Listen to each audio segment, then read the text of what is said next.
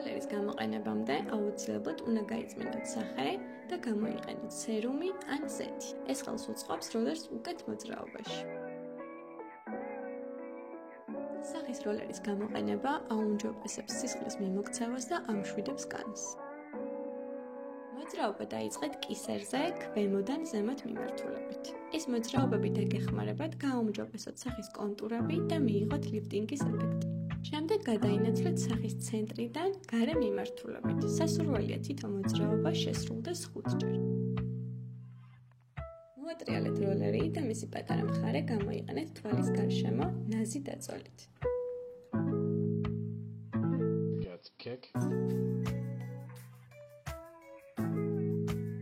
შემდეგ კი გადაინაცვლეთ შუბლის ზონაზე და მოძრაობა დაიწყეთ ქვემოდან ზემოთ. ასასრულს შუბლიდან გაყევით მის ზოლს და დაასრულეთ მოძრაობა ლავიწის ძვალთან. იგივე მოძრაობები გაიმეორეთ სახის მეორე მხარეს, ანალოგიურად თითო მოძრაობა